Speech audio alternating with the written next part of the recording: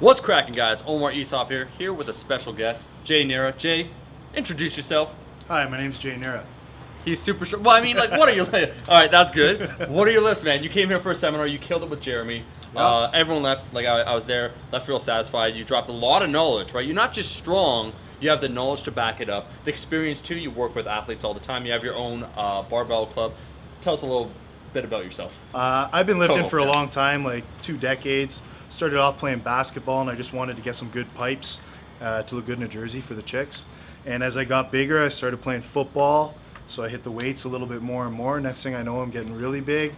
Then I got into bobsleigh and pushed for the national program. Got to go through Europe a bit with that, which was really fun. I recommend everyone out there, if you're near Lake Placid or in Calgary or Vancouver, go take a tour rundown, because it is, am I allowed to swear? Of course. Fucking fun. So yeah, but then I did that, and then when I was done with that, I wanted to keep training, and I realized during all those things that one of the things I liked was actually just training for something. Right. It didn't have to be whether it's bobsleigh or football. I just needed to be training, period. I love training, and powerlifting seemed to be a perfect fit for that, because the lift is the sport.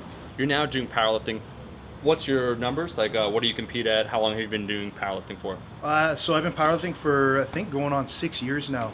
Doesn't seem that long, but I guess it has been. My best totals are 1907 at 220 and just a belt, and 1923 at 242. That doesn't necessarily reflect my best lifts. So Best gym lifts. So best lifts are 733 squat, 495 bench, and a 780 deadlift. Yep. But that's the thing. With powerlifting, you got to do it on this day.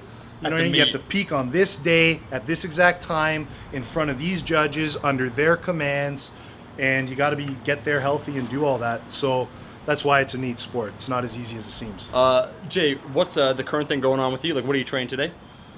Today's kind of a, I don't want to say it, dick around day. I tore my calf pretty nasty about 6 weeks ago on Canada Day, and I just recently have been walking for the last 3 days. Yeah. So I'm kind of just gonna hit some leg press, see how it feels light, maybe some stiff leg deadlifts.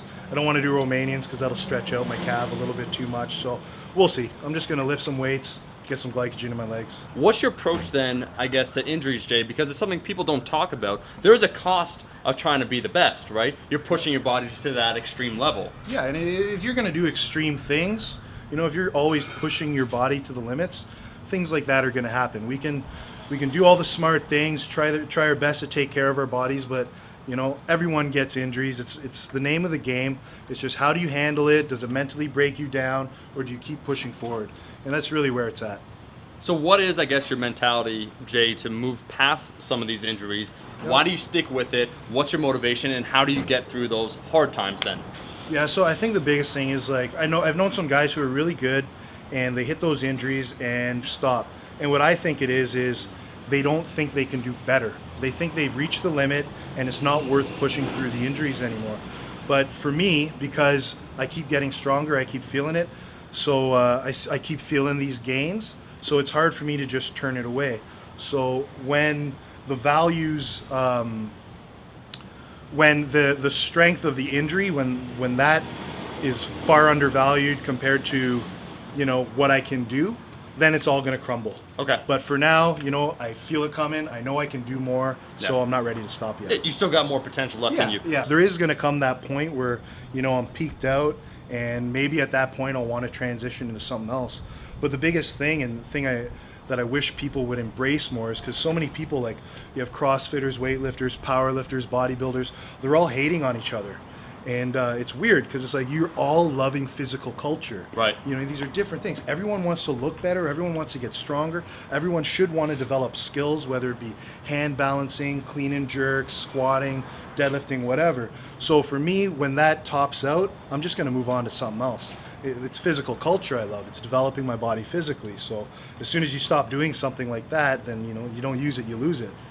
Your self-identity, you wouldn't just call yourself a powerlifter. That's what you're doing maybe now, but you want to maybe transition with time, because who knows, right? Like injuries or whatever. You want to do more than just powerlifting with time, you were saying? Absolutely. Okay. I mean, it's weird for someone, to me, it's weird for someone to base their entire identity off of one thing that they do.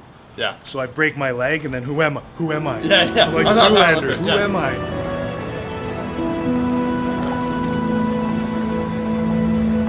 am I? I don't know. Yeah. But it's going to change over time. When I was a kid, I walked to school with a basketball always in my hands. I don't play anymore. I'm still Jay Nera. You know what I mean? Exactly. So, Jay, what would be some advice, I guess, for people out there looking to get into powerlifting or just to dedicate themselves to a sport? You've done a variety of sports. You've had success. You're strong overall. What advice would you give to maybe some people out there where the kind of take-home messages you said, like, I'll stop lifting or I'll stop physical culture when I'm dead? What would you say to them? I'd say the biggest thing is to embrace the process. If you can't embrace the process, you don't really love it. You're not passionate about it. If one little injury happens and you're questioning whether you want to do it anymore, then pick something else. Yeah. You know what I mean? Or just sit on a couch and do nothing, play video games, which is fine if that's your choice. You know what I mean? But so for me, it's not necessarily I'm not going to stop lifting until I'm dead. It's physical culture is going to keep me alive. Yeah. Yeah. Here's a question then, maybe for you, Jay. What are your goals then, short-term goals before you switch from powerlifting? What are your end goals? Like, what would you like to do with powerlifting? My big goal, just like my Instagram says, 2100. Jane 2100. So I'd like to get a 2100 total. I'd like to get at least like a 750 squat under my belt, a 525 bench, and I really want to break an 800-pound deadlift. They might not all happen on the same day in a competition, but even if all my best lifts add up to 2100 at some point, I'm a happy guy. I was going to say, it's good having another elite lifter offering more insight into the process, your mentality, what motivates you, right? Where can people follow you then? On Instagram at jneasy2100. And so I got a gym, 2 gyms. I got Dynamo Barbell, which is our barbell club for powerlifters and weightlifters. And then for CrossFitters, CrossFit O-Town. Yeah, perfect. Guys, if you like this video, if you want to see more content, make sure to like the damn video. And I'll be seeing all you guys, my rascals, in that next one. Peace.